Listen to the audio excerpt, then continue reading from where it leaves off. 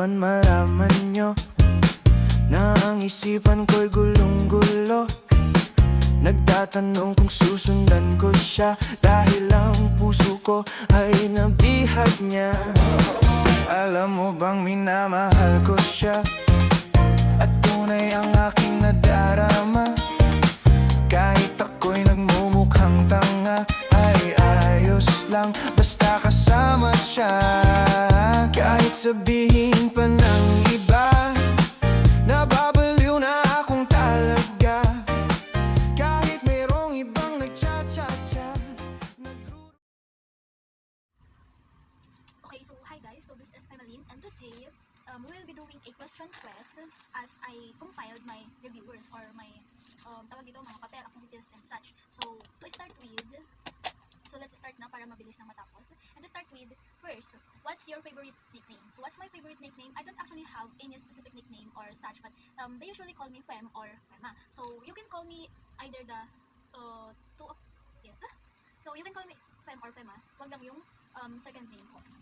Okay, so second, bilis naman. Is there anything else you want to share about yourself? So first, I have an avoidant attachment. So mabilis ako. I usually push people away when things aren't going in its way, ganun. And mabilis lang din uminit yung ulo ko pag mainit. Siyempre, sino bang hindi? Kapag gutom, or kapag stress, pag depression. Kasi who won't naman, di ba? Okay, so next question. So what are your goals in life? So what are my goals in life? Of course, to be successful. To be successful and to be stable in all aspects. It can be financially, can be emotionally, and such. Para naman, syempre, para maging worth it naman ang mga paghihirap or mga sacrifices. So yun, yung pinaka-goals ko talaga is to be successful in all aspects. Okay, so parang hindi naman ako mag-ano ng modules. Okay, so natapos na po. Tapos na agad ang questions. Okay, so what is your course or program or specialization rather? So my course is UGS. So it's from the backbone of every profession na naging successful. So ito yung parang mother nila. So it's from the College of Education, and I'm from the Bachelor of Secondary Education, and my major is mathematics. So I don't know next year, pero ayun, I'm proud BSc. And then next, tell me a bit about your background. So my background is not that studies or hindi siya parang yung typical na background ng isang ng mga family doon. Sabi doon pala, it's either work or family. Okay, so I'm not a working student. I don't have work, and I am the oldest daughter. I am the oldest granddaughter from my grandparents in mother's side, and my mom is currently working abroad, sacrificing for us. And my dad is already up there, so he already passed away.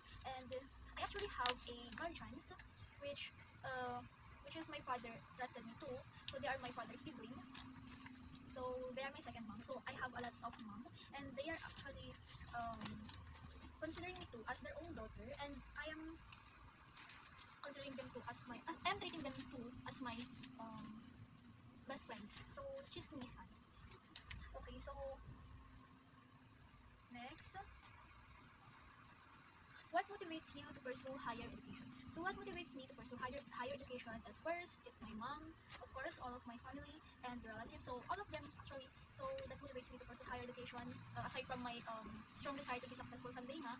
Okay, so ayun. Yun lang naman yun. Kasi I have the privilege naman, so why not?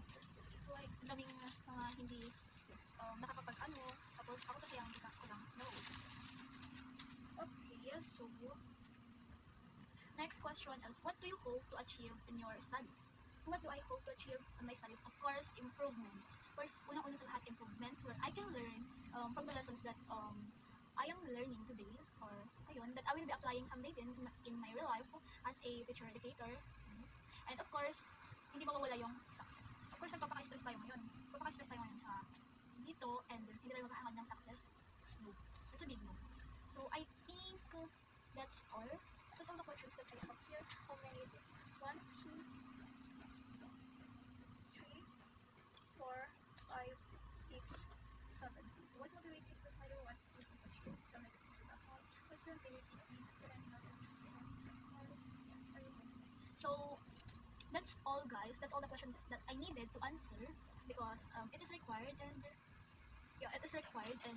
okay, yun lang. So ang bilis, and yeah, I'm going to confide my reviewers na because hindi naman ako makapag-focus if I am talking and such. So, that's all guys. Bye.